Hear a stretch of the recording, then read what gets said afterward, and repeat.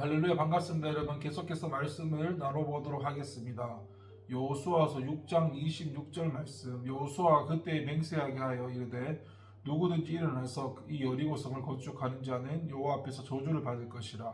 그 기초를 쌓을 때에 그의 맏아들을 잃을 것이요 그물을 세울 때에 그의 막내 아들을 잃으려 하였더라. 아멘.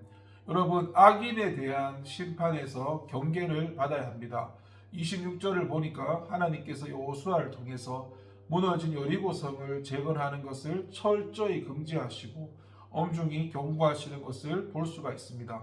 여호수아가 그때 맹세하게 하여 이르되 누구든지 일어나서 이 여리고성을 건축하는 자는 여호와 앞에서 저주를 받을 것이라. 그 기초를 쌓을 때에 그의 맏아들을 잃을 것이요 그물을 세울 때에 그의 막내 아들을 잃으리라고 하였더라.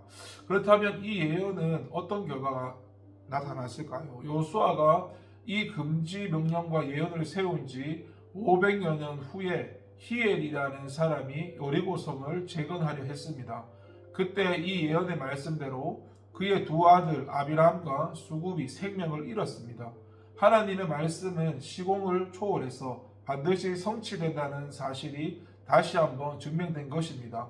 아무튼 하나님께서 이처럼 여리고성을 철저히 멸망케 하시고 다시 건축하는 것까지 금지하신 사실을 통해서 우리는 하나님께서 죄악을 얼마나 철저하게 미워하신가를 보게 됩니다. 여리고성은 그 자체가 엄청난 죄악의 도성이었고 그래서 죄악에 대한 하나님의 심판이 얼마나 엄중한 것인가를 잘 보여주었던 겁니다. 그래서 이 성의 재건을 금지하신 것은 이스라엘 백성들이 여리고 사람들이 범했던 것 같은 죄악에 다시 빠지게 되는 것을 경계하신 말씀으로 볼 수가 있습니다. 그러므로 이스라엘 백성들은 마땅히 여리고 사람들이 범한 것과 같은 가증한 죄를 경계하고 멀리해야 했습니다. 그러나 불행히도 이스라엘 백성들은 본문에서 이처럼 엄중하게 경계를 받았음에도 불구하고 가나안 정착 후 얼마 되지 않아서 여리고 백성들의 행위를 그대로 담습하여 각종 우상 숭배와 음란을 비롯한 수많은 죄악에 빠져들었습니다. 그리고 그 결과는 수많은 시련의 연속이었으며 마침내 이방 민족에 멸망당하여 이방 땅에서 괴로워하게 되었던 것입니다. 이 얼마나 어리석은 일입니까? 여러분 성경에는 악인에 대한 하나님의 심판의 사례가 자주 언급이 됩니다.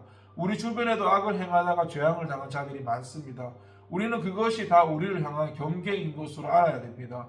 그래서 그러한 악행을 담습하지 말아야 합니다. 정녕 저와 여러분은 악인에 대한 심판에서 경계를 받아 죄악을 멀리하고 하나님을 친근히 함으로 생명을 보존하면 물론이거니와 하나님이 주시는 복을 풍성히 받아 누리시길 소망하고 바랍니다.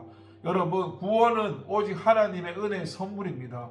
그러나 그러한 은혜의 선물도 인간에게 그것을 받을 만한 믿음이 없으면 주어지지 않습니다. 믿음은 인간의 편에서 볼 때 구원의 조건입니다. 믿음이 있으면 아무리 세상적으로 비천한 자라도 구원에 이룰 수 있지만 믿음이 없으면 세상적으로 아무리 뛰어난 자라도 구원을 얻을 수가 없습니다. 그러므로 우리는 라합과 같이 하나님을 바라고 믿는 참 믿음의 사람이 되어야 할 것입니다. 기도하겠습니다. 하나님 믿음으로만 구원받고 믿음으로 하나님을 기쁘시게 할 수 있는데 우리의 믿음을 성장케 하시며 하나님 믿음으로 살아가게 하여 주시옵소서. 감사드리고 예수님 이름으로 기도합니다. 아멘.